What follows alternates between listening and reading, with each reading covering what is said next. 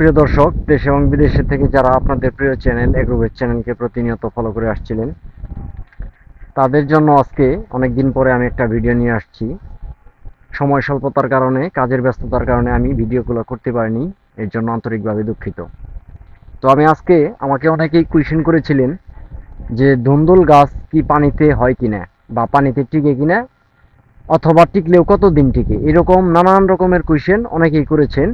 তো সেই বিষয়ে আজকে আমি একটা ভিডিও আপনাদেরকে সরাসরি দেখাতে যাচ্ছি।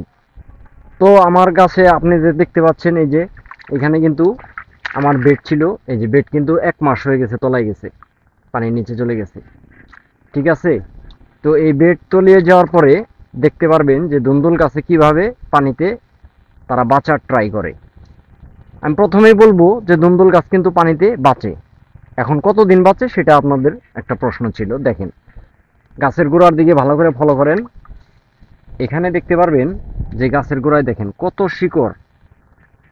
এই যে এগুলা ফোমের মতো নরম, পানির মধ্যে ভাসমান অবস্থায় থাকবে এবং পানির থেকে এরা খাদ্য উপাদান গ্রহণ করে থাকে।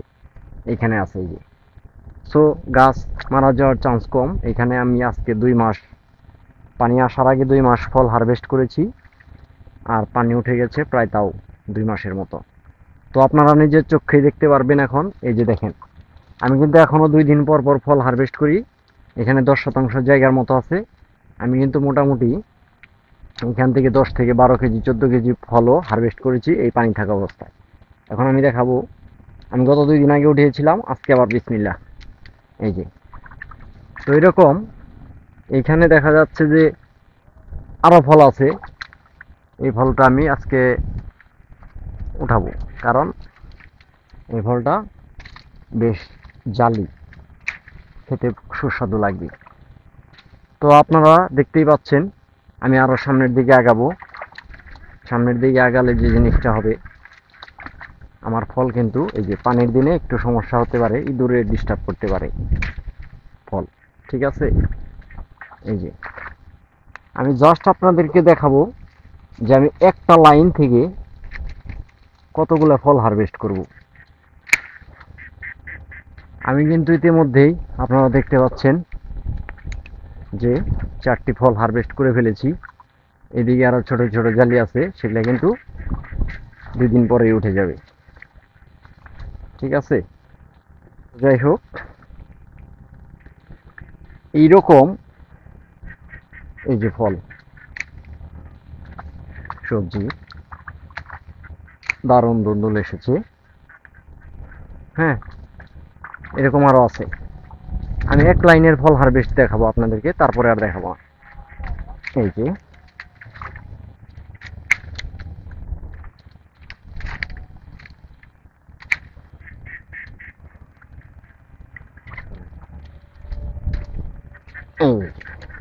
দেখতেই পাচ্ছেন, এখনো সুষম আকৃতির ফলগুলা। কিন্তু আমি এইদিকে আরো সামনে আগাবো। আমি জাস্ট বলতে যাচ্ছি যে এটা এক লাইনের ফল সবজি। আর কিছু কিছু সবজি যদি বেঁকে যায়, বাউনি না দিতে পেরে, সেক্ষেত্রে আপনারা জানলা থেকে নামিয়ে দিবেন, মাচা থেকে সোজা হবে তাহলে। তো আমার ভিডিওর উদ্দেশ্য ছিল, যারা বারবার কোয়েশ্চেন করছিলেন যে পানি আসলে ধুন্দুল গাছ মরবে কিনা, কতদিন টিকে থাকবে। যাদের জমি একটু নিচে বা এখানে বেড করার পরেও আপনি শিওর থাকেন যে গাছে ফল হারভেস্ট করার কিছুদিন পরে পানিতে তুলে যাবে, নো টেনশন। আমি মনে করব যে যেসব চাষিরা চাষ করতে যাচ্ছেন, তারা রিল্যাক্সে, আপনার জমিতে যদি 4 ফিট 3 ফিট পানি উঠে যায়, সেটা কোনো সমস্যা হওয়ার কথা না। আমি এই গাছগুলো এখানে আমি দেশি গাছ প্লাস হাইব্রিড দুইটা মিক্সড করে দিয়েছিলাম, 2 রকমের সবজি কিন্তু পাচ্ছি। তবে হ্যাঁ, একটা জিনিস মাথায় রাখতে হবে যে আমি 5-6 হাত ফাঁকা ফাঁকা এই যে একটা করে গাছ দিয়েছিলাম, 2টা করে দিয়েছিলাম, আলটিমেটলি একটা করে ঠিক আছে। এই যে, তো আপনারা খেয়াল রাখতে হবে এখানে যে 30% গাছ মারা যেতে পারে, 100-এ 100 টিকবে না। এবং এটা আপনাদেরকে খেয়াল রাখতে হবে যে পানি আসার কতদিন পরে, যে পানি আসলো আর চারাগুলা 30 দিনের বা 20 দিনের, সেক্ষেত্রে কিন্তু চারা টিকবে না। এটা খুব টার্নিং একটা পয়েন্ট। যারা আমার কথা শুনে যে পানিতে চাষ করবেন, কিন্তু তাদের অবশ্যই এই বিষয়টা মাথায় রাখতে হবে যে পানি আসার 15 দিন বা 1 মাস পরেই, চারার বয়স 1 মাস বা 40 দিনও হতে পারে, তখন যদি পানি আসে তাহলে কিন্তু গাছ টিকবে না। কারণ এটা মনে রাখতে হবে, একটা গাছ যখন পূর্ণ বয়স্ক হবে, প্রাপ্তবয়স্ক হবে, তার বয়স 60 বা 70, 60-70 দিনের মাথায় হবে, তখন কিন্তু গাছটা মোটামুটি ম্যাচিউরড গাছ, পূর্ণবয়স্ক। তো পূর্ণবয়স্ক হইলে যেটা হবে, পানি গোড়ায় তলিয়ে গেলে তখন কিন্তু আস্তে আস্তে সে শিকড় ছেড়ে দিবে। উপর থেকে শিকড়, মূল শিকড় আবার থাকবে না, মূল শিকড় পচে যাবে। জাস্ট উপর থেকে শিকড়, এই যে আপনারা দেখতে পাচ্ছেন যে এখানে উপর থেকে শিকড়, এই শিকড়গুলো আলাদা কিন্তু ছেড়ে দিয়েছে। এখানে কিন্তু মূল শিকড় পচে গেছে, মূল শিকড় নাই। সো এটা মাথায় রাখতে হবে যে অল্প বয়স তরুণ গাছে যদি পানি চলে যায় তাহলে কিন্তু গাছ টিকবে না। সো আপনি ওইভাবে টাইম ম্যানেজমেন্ট করবেন যে কতদিন পরে আপনার জমিতে পানি আসতে পারে। আপনি আজকে বুনলেন, 1 মাস পরে পানি চলে আসে, এটা মোটামুটি আইডিয়া করা যায়।